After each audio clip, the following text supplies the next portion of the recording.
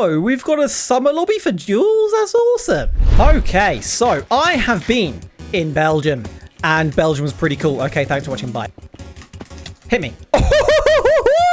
So basically last week as I'm recording this, God knows when this is coming out, seeing my schedule lately, but last week I was in Belgium with my chamber choir from university. Now the chamber choir is like, they do like classical singing stuff, chamber music, basically, hence chamber choir. The kind of stuff you'd hear in a church or something. Not quite Gregorian chants and stuff like that, but like might do some Vivaldi. And so we were on tour in Belgium, singing in some really awesome cathedrals. So our first day was a lot of exhausting traveling, to be honest. We kind of left England, Blighty as they say, at 1 on the Eurostar, and then got into Belgium at 4 local time, because like Belgium is an hour ahead of England. We didn't do much on the first day, basically. We went to a souvenir shop and I still have my overlay on, and went to a nice pizzeria for dinner, and that was about it. So day two. Okay.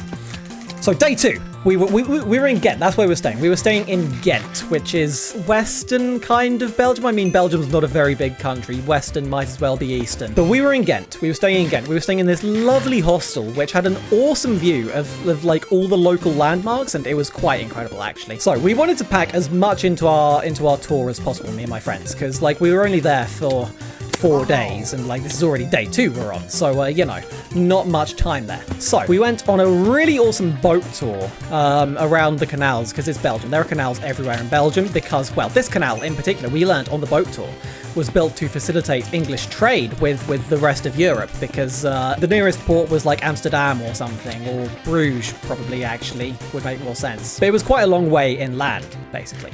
And so a canal facilitated trade. And so we went on a boat tour down the canal. I'll continue this in the next game. So our tour guide was this absolute lad called Kobe. He was not Kobe Bryant, just Kobe. But he was so awesome. He knew so much, and I mean he was like multilingual. Like he was speaking Dutch, French, and English all on that one tour, because we had people from different countries. But like he also knew lots of historical facts. I mean, and he was funny, and that just really made it good. But so he told us about, you know, the local landmarks. There's a cool castle there that was built in 1190 to guard the big canal that facilitated English trade. Then he also told us about the Austrian influence in the area. So if you don't know, basically, way back many centuries ago, not long after the Bible began, anyway, the Burgundian inheritance happened. Basically, the Burgundians owned most of the lowlands, which is like the Belgium and the Netherlands, basically. Lowlands, Netherlands, same thing. Because they had a marriage with the Duke of the Lowlands, and so then they inherited it when he died without a child and stuff like that. So then exactly the same thing happened to the Duke of Burgundy. He died without a male heir, at least. He had a female heir, but like she wasn't legitimate enough, because, you know, women. So said female heir married into the Austrian royal family, and then she died in a horse riding accident. I could kiss that horse, and only PvP players. What is the point of playing bridge if you only want a PvP? What is if you want to only PvP? I will never understand. Bon Jovi, let's go. Anyway, long story short, Austrians inherited the lowlands. There we go. And so tour boat guy told us about Charles the Bewitched, who was the last of the Habsburg line. I'm sure you've heard of the Habsburgs of Austria. Charles the Bewitched, basically the Austrians inbred so much that because like they wanted to keep power within the family, and it kind of made sense in theory. However, we now know from like genetics and stuff that that's a very bad idea, because inbreeding increase the likelihood of bad traits being inherited, basically. Yes. And so Charles the Bewitched, basically, he couldn't have any kids. He was so bewitched that he only had one testicle, and it was black and shriveled, and he had no penis, and they had no idea that there was no way of telling he was a man apart from the fact that he just was. Yeah, that's Charles the Bewitched. Probably should put a content warning before that. Yeah, anyway, so that's the boat tour. We're not doing very well here. I thought I could get through this entire thing in like 5 minutes. Anyway, then that evening we sang in an awesome cathedral in Ghent. I assume it was just called Ghent Cathedral. I don't actually know, but it was big and awesome. However, we didn't do very well because we hadn't had a rehearsal in like a week, and we weren't warmed up, and we had no clue what was going on. And you see that, especially the tenors, I'm a tenor. The thing about us tenors is there's only 3 of us because men just don't sing, whereas the sopranos and the altos, there's like 10 of them each, and so yeah, it wasn't an ideal situation for us. Regardless, it was still a really awesome performance. It was awesome to sing in such an awesome cathedral, and it was very cool. What just happened? My keyboard is having a mind of its own. It keeps doing this. I don't know what's going on. I don't know what is cooking. I win! Let's go! Oh my god, Lighthouse, it still doesn't render properly? It has been in the game for 5 years! Sort it out, Hypixel! Yeah, and then we had McDonald's for dinner because we want to save money because we are all students. We like having money in our bank account, and you know, tourist area, it's quite expensive in the actual restaurants, so Mackie D's. And there we go, that is day 2 down! Okay, now day 3. Day 3, we were in Ypres, which you've probably heard of. Maybe, I would hope so at least. It's quite a well-known town for the Ypres salient in World War I, which was basically a horrific affair issued by General Douglas Haig, or Field Marshal even, Field Marshal, not General. Not that he deserves any respect or anything. Basically, he decided, let's just do a war of attrition, because I'm sat here in safety, miles away from the front, and a war of attrition basically just hurl men at each other, hope you win. It was not a good plan. The Ypres salient cost many thousands of lives. So there you go, there's the Ypres salient. So we went to Ypres. We sang at the Menin Gate, which is this big gate built to commemorate the Ypres salient and all the thousands of people that died. But the Menin Gate, basically every day they hold a ceremony to commemorate the people who died. And I mean, it's quite a solemn affair, but it was really incredible to be a part of, to be singing there. Now, admittedly, we didn't, half of us didn't have the song we were singing until like a few hours beforehand, because it was meant to be just a few people that were singing, but then we decided, we're good at sight reading, we can all just sing it. So that's what we did. And it actually went well, it was fine. That was a really incredible experience. So also in Ypres, we went to this chocolate shop called Leonidas. Now, there are these Leonidas shops everywhere in Belgium. It's like the Belgian chocolate company. And basically the entire choir went in there over the course of the day, not all at once. The guy who was running the shop was really nice and gave us all like a discount on a load of stuff, and so we got like some really nice chocolate, a full like massive bar, and some fudge, and a box of random chocolates, and it was quite awesome, and I mean, very expensive but also very nice, so I dare say it was worth it.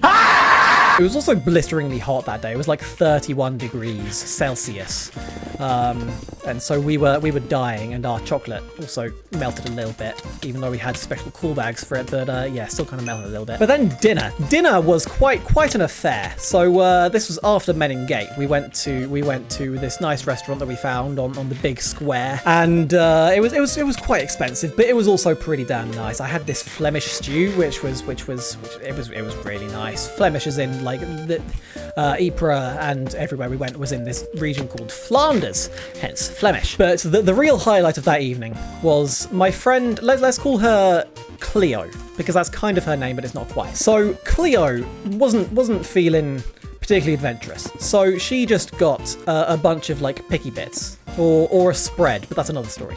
So she got some picky bits, and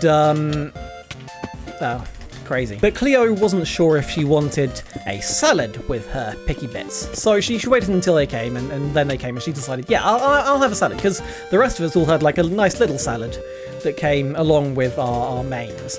And so she ordered a salad, and when it came, it was the most ridiculously enormous, colossal, strangest salad we had ever seen. Now, you think of salad, you think of like lettuce and tomato and carrots and cucumber and stuff like that. And it had all of that. But it also had strawberries and apples and melon, and it was just weird.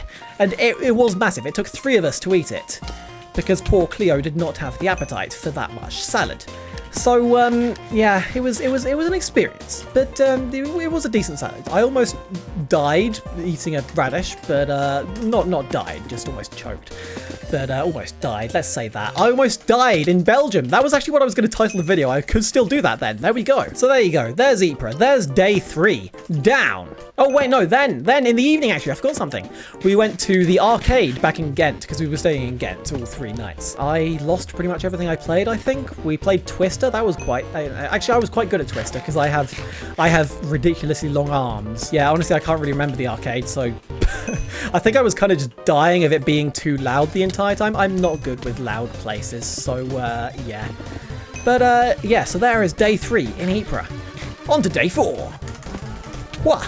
So day 4 was our final day in Belgium. We spent most of it in Bruges, which you might know for the film In Bruges, which is set in Bruges. No, I haven't actually seen the film. I just know of it. But yeah, so we sang in another really awesome cathedral with this incredible organ, which was really good for this one piece we were doing by a certain French composer called Louis Vier. And of course he was called Louis, he's French. But Vier, he wrote this awesome piece with like a really awesome organ part, and it sounded awesome on the big organ in the Cathedrale in Bruges. This guy is actually trying. I don't like that. I've been kind of just going bright and breezy, free and easy this whole time, this whole video. And I've been quite enjoying doing that. However, this is looking to be less enjoyable. However, there's a goal to the good guys. But then that evening we went home on the Eurostar again. Please don't shoot me. I don't want to die. I sometimes wish I'd never been born at all, actually. But that's another story. You're winging! You're winging on Hypixel! No, you are winging on Hypixel. You are winging on Hypixel. Brother. You are winging on Hypixel. Like, that's actually worse than when you're on BlocksMC. Because like, BlocksMC, it's a meme. We're on Hypixel, though.